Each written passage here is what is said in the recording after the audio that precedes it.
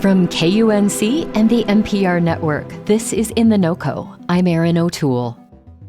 The Denver Museum of Nature and Science made an exciting announcement this year. A new species, a cave-dwelling pseudoscorpion, had been discovered in the foothills outside Boulder. Researchers named it Larca boulderica after the city of Boulder and say the only place on the planet where you'll find it is in just 2 caves near the Boulder Flatirons. We reached out to David Steinmann, the research associate with the Museum of Nature and Science who found the new species. We thought he'd want to talk about his once-in-a-lifetime discovery. Instead, he told us that for him, it wasn't a once-in-a-lifetime thing at all. In fact, he kind of specializes in hunting for new species. He says he's found at least 50 of them.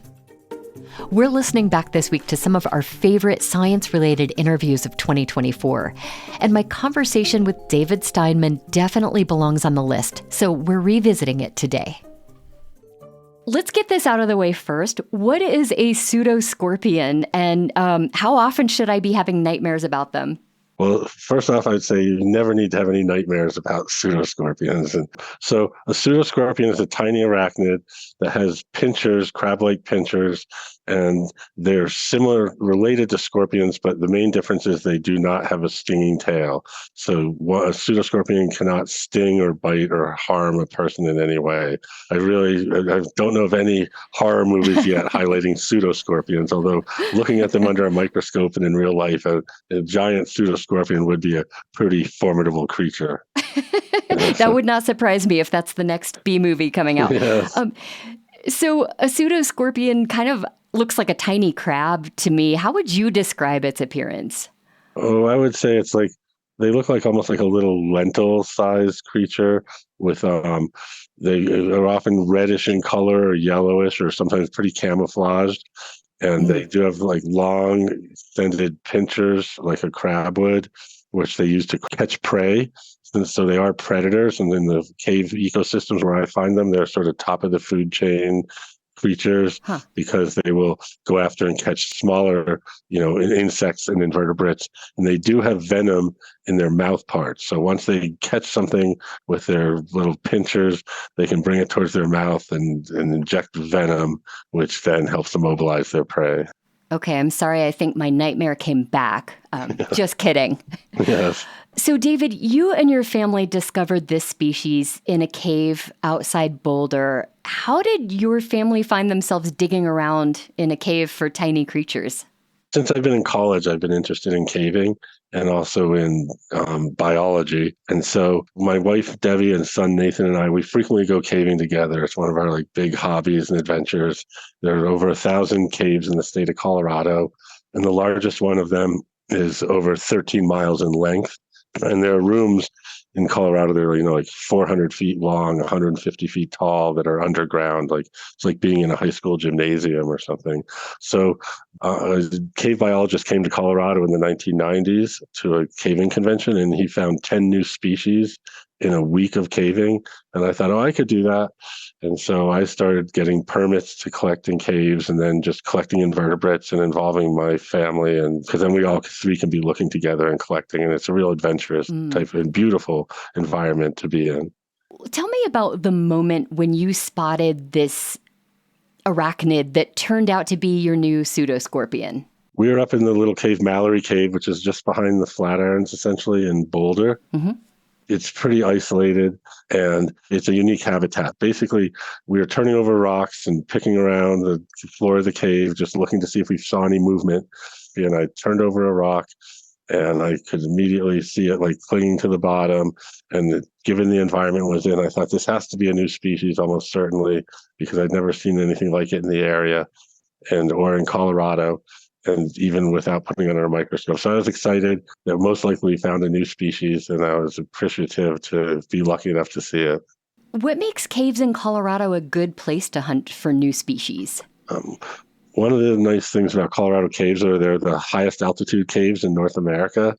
So we have all the mountains up there, and there's a lot of limestone from the ancient seabeds, ancient oceans that were in Colorado.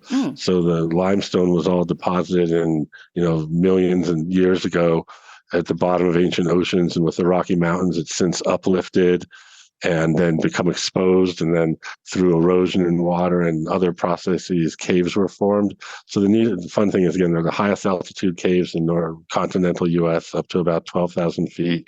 They can be very cold, and they're pretty isolated from any other habitats, and every one is unique, in my opinion. So, as we mentioned, you've discovered dozens of species. Sounds like some of them have been around for a while.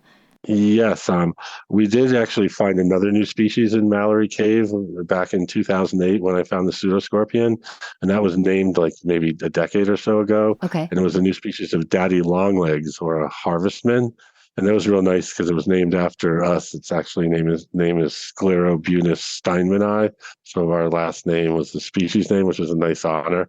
But they did genetic studies on that and showed that it had been evolving to live in caves for 7 to 10 million years. So these are really ancient creatures that have been around through, glacial periods, dry periods, lots of climate change, surviving in the more stable underground habitats that the cave provides. What is the most interesting or the weirdest species you've ever found in Colorado? Oh, to me, the pseudoscorpions are actually one of the most interesting species, just because they're predators and how they look and how they differ.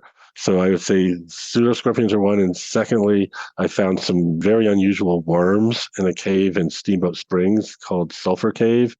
And they live in an environment that's like 10 times more toxic than the deep sea volcanic vents are. Whoa. In terms of hydrogen sulfide and chemicals that are in the water. And they're adapted to live in an extremely low oxygen environment.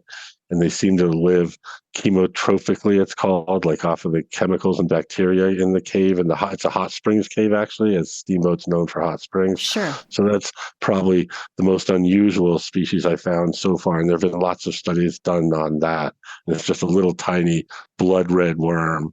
And it's that was a unique and fun discovery as well. There's still just so much to be discovered in Colorado. That's exciting. Well, you found the pseudoscorpion species a few years ago when your son was younger. What does he think about the discovery when he looks back on it? Oh, I think he says like cool or something like that when other kids say. But typical. he likes it, and he shows the articles to his friends if a new species comes out, and he's happy. I think for him, it gives him a little inspiration to do something different in the world. And he's in college now. And when he comes back, he says, I want to go caving. So we go, because it's a nice escape too. No one ever bothers you in a cave, and it's sort of beautiful and quiet, and we turn off all our lights and it's complete darkness, and you can experience that. So it's just and it's a bit of an adventure getting there and walking through the aspen forest or being up in the high mountains. So there's a lot more to it than just walking around in the cave, I guess. It's a whole adventure. David, thank you so much for being here. Yeah, thank you for having me on your show, and I really enjoyed it too. David Steinmann is a research associate with the Denver Museum of Nature and Science. You can see a short video of that tiny little pseudoscorpion in action, as well as a roundup of our favorite science stories from 2024 at KUNC.org. That's it for us today on In The NoCo. I'm Erin O'Toole. Thanks for listening.